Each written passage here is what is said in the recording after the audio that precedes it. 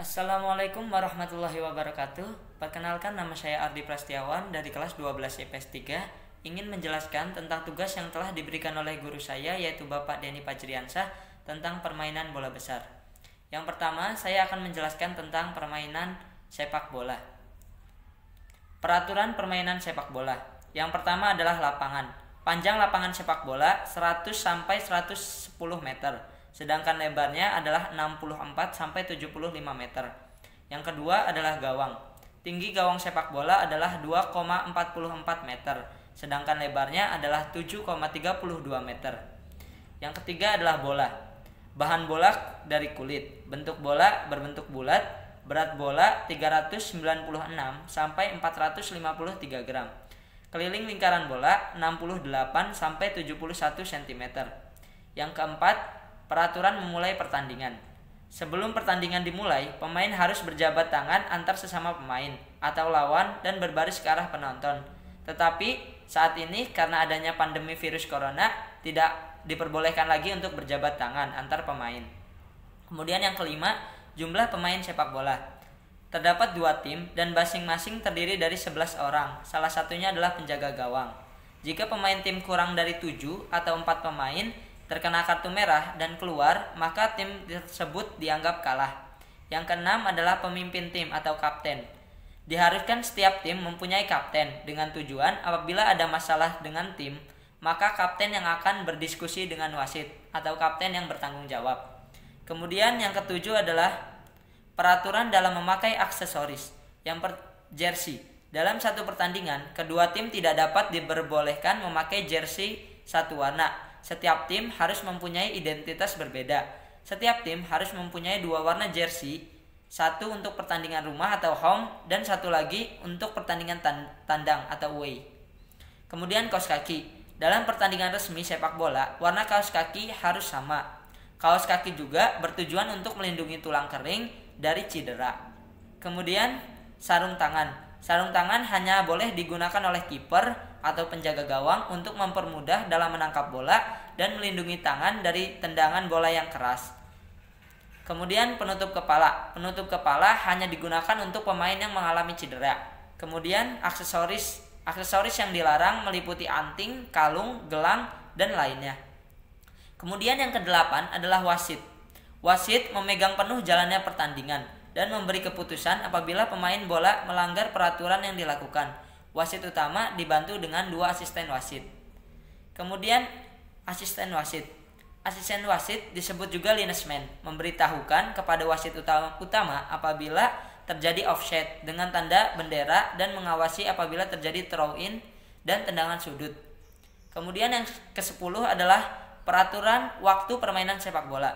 Permainan sepak bola dilakukan selama 90 menit dan dibagi menjadi 2 babak. Setiap babak mempunyai waktu 45 menit dengan waktu istirahat tidak lebih dari 15 menit. Apabila 90 menit itu telah habis dan pertandingan membutuhkan pemenang, maka dilakukan tambahan waktu atau extra time dengan durasi 2 kali 15 menit. Jika kedudukan masih sama, maka akan diadakan adu penalti. Yang ke-11 adalah peraturan king off. Dilakukan ketika akan memulai suatu permainan dalam sepak bola. Dilakukan ketika memulai pertandingan, terjadinya sebuah gol, memulai babak yang kedua, memulai babak extra time. Kemudian yang ke-12 adalah peraturan gol. Perhitungan gol dilakukan ketika bola masuk ke dalam jaring dan melewati gawang, serta tidak ada pemain dalam posisi offside, pelanggaran maupun handsball. Semua keputusan ada di tangan wasit yang menentukan gol tersebut sah atau tidak. Kemudian peraturan offside atau onside. Offside terjadi ketika teman satu tim mengoper ke pemain lawan tetapi berada sedikit di depan bek pertahanan lawan. Asisten wasit yang menentukan terjadinya offside atau onside dengan mengangkat bendera. Peraturan onside sebaliknya. Yang ke-14, peraturan bola keluar atau out. Ketika bola keluar dari lapangan samping, maka akan terjadi lemparan ke dalam, dan jika keluar di samping gawang, maka akan terjadi tendangan sudut. Wasit berhak memerintahkan pemain untuk mengeluarkan bola jika ada pemain yang mengalami cedera. Kemudian yang ke-15 adalah lemparan ke dalam atau thrown in.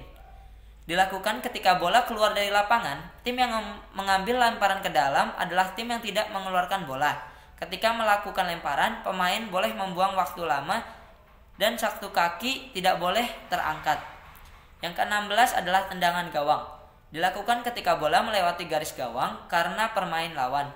Penjaga atau teman satu tim boleh melakukan tendangan gawang dengan syarat bola tidak melebihi area garis kiper. Kemudian yang ke-17 adalah tendangan sudut atau corner kick. Dilakukan ketika bola keluar melewati garis gawang yang disebabkan oleh pemain back. Tendangan dilakukan oleh pemain lawan, letak tendangan gawang sesuai dengan tempat kanan atau kiri bola itu keluar. Kemudian yang ke-18 adalah peraturan pergantian pemain. Pergantian pemain hanya bisa dilakukan maksimal 3 orang. Tetapi jika dalam keadaan pandemi saat ini, pergantian pemain maksimal bisa menjadi 5 orang. Kemudian peraturan terjadinya pelanggaran. Pelanggaran bisa terjadi karena tackle yang terlalu keras, handsball, mendarang lawan, menarik baju lawan, mengganggu pergerakan penjaga gawang, dan masih banyak. Wasit akan mengeluarkan 2 macam kartu, yaitu kartu kuning dan kartu merah. Jika mendapatkan kartu merah, maka pemain keluar dari lapangan. Jika mendapat kartu kuning, maka mendapat peringatan keras. Dan jika 2 kali dapat mendapat kartu kuning, maka akan dikeluarkan dan otomatis mendapat kartu merah. Kemudian yang ke-20 adalah peraturan tendangan bebas atau free kick. Tendangan bebas dilakukan di tempat terjadinya pelanggaran. Terdapat 2 pilihan yang biasa pemain lakukan, yaitu menendang langsung ke gawang atau mengoper ke teman. Yang ke-21 terjadinya penalti. Terjadinya karena pemain melakukan pelanggaran di area penjaga gawang, seperti handsball ataupun tackle, dan pelanggaran lainnya, yaitu di dalam kotak penalti. Di dalam sepak bola terdapat formasi atau strategi yang sangat penting. Strategi bertahan atau defense yaitu 5-3-2 contohnya. 5 orang back, 3 orang gelandang, dan 2 orang penyerang. Sedangkan untuk attack atau menyerang, formasi yang terbaik adalah 4-3-3 dengan 4 back, 3 gelandang, dan 3 striker atau penyerang. Menurut Sir Alex Ferguson, salah satu pelatih ternama di dunia, pertahanan terbaik adalah menyerang. Yang kedua adalah permainan bola besar, yaitu bola basket. Lapangan bola basket mempunyai panjang 28 meter dan lebar 15 meter.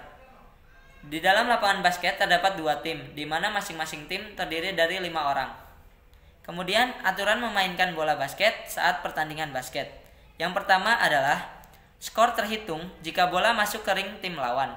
Yang kedua, memegang bola basket harus di antara kedua telapak tangan. Yang ketiga, pemain bisa melempar bola ke arah manapun, asal tidak keluar lapangan permainan, tapi dilarang meninju bola. Yang keempat, pemain tidak boleh membawa bola lebih dari 3 langkah tanpa mendribelnya. Kemudian yang kelima, jika bola keluar lapangan oleh lawan, maka pemain diberi lemparan ke dalam. Kemudian yang keenam, tim yang skor bolanya masuk paling banyak, maka dialah tim yang menjadi pemenang. Kemudian kesalahan atau pelanggaran dalam pertandingan basket. Yang pertama adalah menyentuh tangan pemain lawan saat pemain lawan akan melakukan tembakan ke ring. Pelanggaran ini disebut touching. Yang kedua, mendorong pemain lawan saat mereka akan menembak ke ring atau yang disebut pushing. Yang ketiga adalah gerakan melompat sambil akan menembakkan bola tetapi tidak jadi, disebut juga jumping. Yang keempat, bergerak lebih dari 3 langkah dengan membawa bola tanpa mendribelnya, disebut juga traveling. Yang kelima, memprotes keputusan seorang wasit yang sudah ditetapkan atau mutlak, disebut juga technical foul. Yang keenam adalah tindakan tidak sportif yang terlihat hendak menciderai pemain lawan atau disebut juga unsportsmanlike foul. Yang ketujuh adalah pelanggaran yang dilakukan lawan kepada pemain yang sedang bertahan atau disebut juga defensive foul. Yang kedelapan adalah tiap pemain dibatasi maksimal melakukan foul yaitu 4 kali pelanggaran. Jika melebihi maka akan didiskualifikasi atau personal foul. Yang kesembilan adalah saat pemain lawan menyerang, pemain melakukan pelanggaran atau disebut juga offensive foul. Yang ke-10, tembakan bebas yang diberikan wasit jika tim lawan melakukan 5 kali pelanggaran atau disebut juga team foul. Yang ke-11 adalah saat pemain melakukan serangan kemudian tidak melakukan tembakan bebas ketika waktu 3 detik berlalu, disebut juga 3 second violation. Yang ke-12 adalah pelanggaran yang dilakukan oleh pemain ketika melakukan serangan dan tidak menembakkan atau mengoper bola setelah 8 atau 10 detik waktu berlalu. Disebut juga 8 or 10 second violation. Yang ke-13 adalah pelanggaran yang dilakukan oleh pemain ketika melakukan serangan dan tidak menembak ke ring lawan setelah 24 atau 30 detik waktu berlalu. Disebut juga 24 or 30 second violation.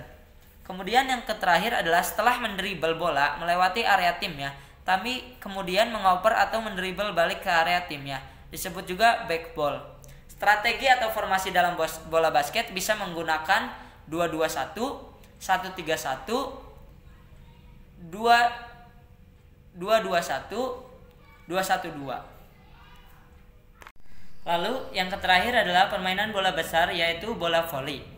Panjang lapangan bola voli adalah 18 meter, sedangkan lebarnya adalah 9 meter. Pemain dalam bola voli satu regu terdiri dari 6 orang pemain. Kemudian aturan dan larangan dalam permainan bola voli. Yang pertama adalah jersey. Jersey atau baju seragam tim harus memiliki nomor punggung dan dada, sedangkan nomor pada celana pendek terdapat pada bagian depan paha kanan. Para pemain juga harus menggunakan kaos kaki dan sepatu karet. Yang kedua, ketika pertandingan berlangsung, para pemain tidak boleh menyentuh net atau melewati batas tengah lapangan. Jika melanggar, maka tim lawan akan mendapatkan poin. Pemain harus melakukan servis dari luar lapangan dan tidak boleh menginjak atau melewati garis lapangan. Yang keempat, pemain tidak boleh menangkap atau melempar bola, tetapi harus dipantulkan dengan sempurna dengan menggunakan tangan, kepala, atau kaki. Yang kelima, bola dianggap out jika telah menyentuh bagian luar permukaan lapangan. Apabila pemain masih mampu memantulkan bola sebelum jatuh ke permukaan, maka belum dianggap out. Yang keenam, masing-masing tim hanya boleh melakukan 1 kali time out per babak dalam pertandingan. Yang ketujuh, pergantian pemain dapat dilakukan berkali-kali dan tidak terbatas. Yang kedelapan adalah pertandingan dapat dilakukan selama 3 babak dengan 2 kemenangan atau 5 babak dengan 3 kemenangan. Kemudian yang terakhir adalah sistem perhitungan poin dalam permainan bola voli menggunakan sistem rally point dengan jumlah 25 poin.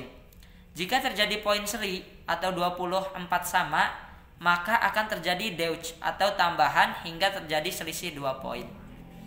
Mungkin itu saja yang dapat saya sampaikan. Kurang lebihnya saya mohon maaf. Wassalamualaikum warahmatullahi wabarakatuh.